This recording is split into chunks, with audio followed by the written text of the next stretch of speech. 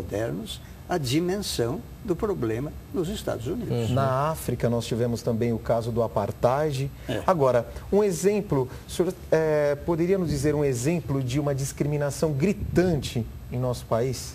Um exemplo de discriminação bem gritante, bem característica do Brasil. Nós temos diversas, Sim. mas a mais enfatizante. Pela nossa legislação, os casos que a lei considera infração penal, lamentavelmente, são poucos.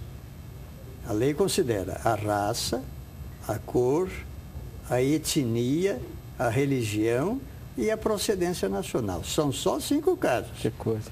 Se alguém, por exemplo, discriminar em função do sexo, em função do estado civil, em função da opção sexual, em função da orientação política, aí, evidentemente, a solução tem que se verificar em outra área, particularmente na área civil, questão de reparação moral, de danos, etc, etc. O nosso leque legal ainda é muito modesto.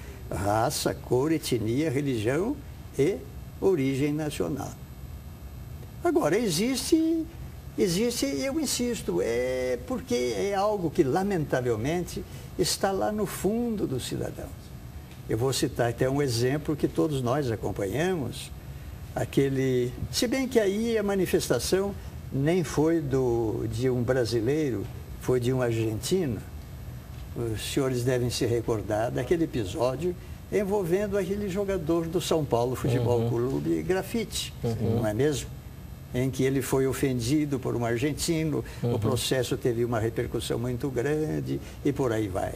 Mas nós temos casos até de candidatos e depois de governantes de estados, eu não vou citar nomes aqui porque efetivamente não ficaria bem, mas um desses candidatos, num certo momento, quando ele estava participando de um comício, alguém fez uma observação contrária ao seu posicionamento, ele disse: o que é que esse crioulo está fazendo aqui para perturbar?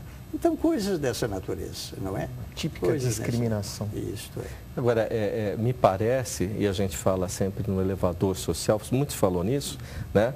Talvez o preconceito, professor, não seja mais hoje na questão monetária aqui no Brasil? Será que não fica nisso? Quando você distingue o sujeito que vive hoje num lugar menos favorecido, que seja uma favela, e hoje fica numa situação um pouco privilegiada, não é esse o preconceito? Por isso que eu disse que o leque de manifestações preconceituosas é muito grande.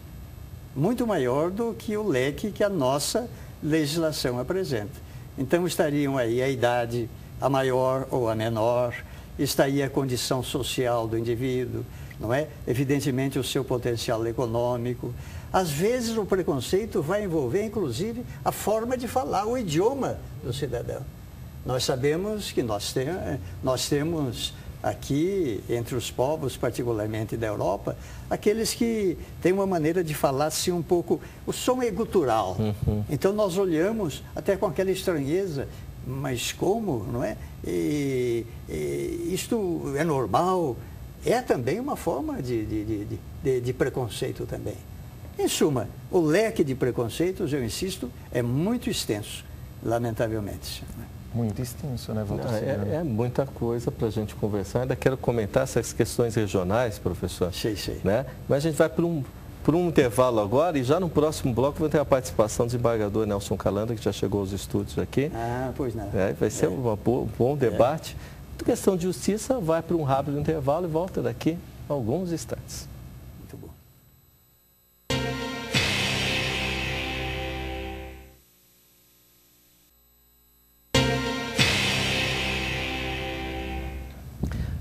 Você está aqui no Questão de Justiça, que pode ser visto em suas representações ali também no site, né? No nosso site, questãodejustiça.com.br. Como é que você acessa o Questão de Justiça? Entra no site da RBTV, procurem jornalismo ali debaixo do grande Ney Gonçalves Dias, excelente jornalista, um abraço, Ney, e um dos melhores advogados de júri que a gente conhece também, porque o Ney também é advogado. É um dos melhores que teve.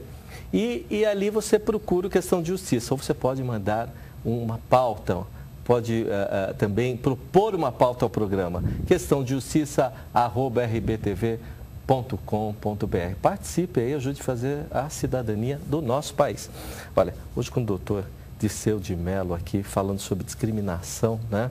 E passou aqui também, a gente não pode deixar de aproveitar, o doutor Nelson Calandra, que é desembargador do Tribunal aqui de Justiça do Estado de São Paulo, para falar de uma questão social importantíssima, doutor, que o senhor tem comentado, doutor Calandra, que é essa coisa que o senhor fala muito bem da parte do coração das pessoas, e o doutor Dirceu comentando essa questão que ainda vigora no país, que é o preconceito, né? A discriminação que nós temos em um país de dimensão quase universal, que nem o nosso, né, doutor Leopoldo? Sim, na verdade nós passamos por grandes transformações na sociedade, né, Walter Siglioni? Do século XX para cá, as privatizações, enfim, as revoluções tecnológicas e hoje até num simples clique, como você mesmo disse num outro programa, hoje num simples clique o cidadão acessa a internet e ali nas redes de comunicação ele também pode manifestar o preconceito, algo que vem hoje sendo coibido de todas as formas e sendo controlado.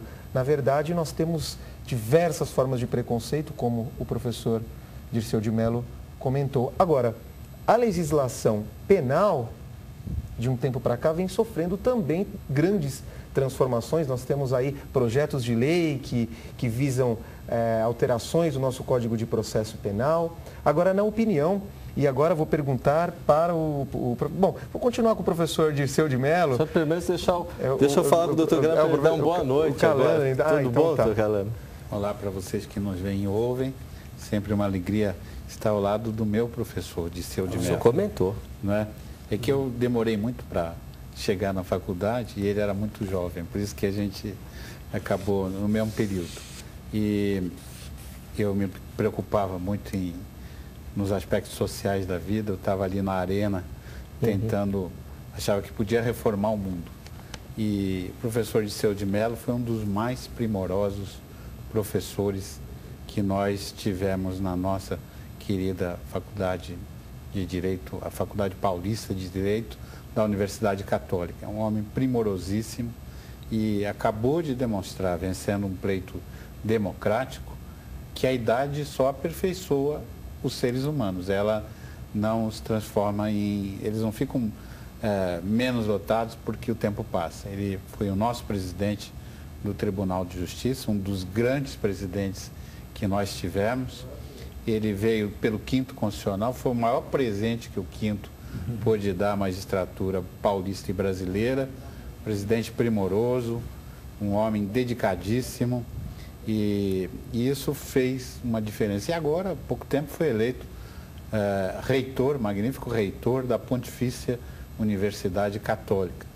Sagradando-se vencedor num pleito de uma complexidade imensa, porque é uma comunidade de milhares e milhares de pessoas, professores, corpo docente, usuários do serviço, todo mundo fala sobre a eleição do reitor.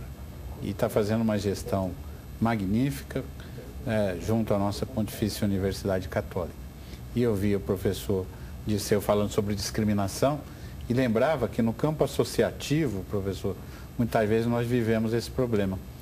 Eu e o Paulo Dimas, que é o atual presidente da Pamages, nós travávamos sempre embates. Nós éramos muito jovens, juízes de primeiro grau, todo mundo achava que tinha que ser presidente da Pamages, da nossa associação de classe.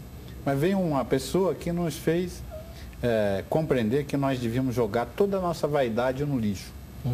Que o fato de alguém ter sido aposentado por tempo de serviço, pela idade, não tornava incapaz, pelo contrário, ele se tornava mais capaz ainda do que nós, que éramos muito jovens. E elegemos o desembargador Sebastião Amorim, presidente da Pamages, ele já aposentado compulsoriamente por ter completado a idade limite, e nós dois, jovens magistrados, o acompanhamos nesse sonho de fazer uma associação melhor. E o Amorim nos fez compreender essa coisa, que a discriminação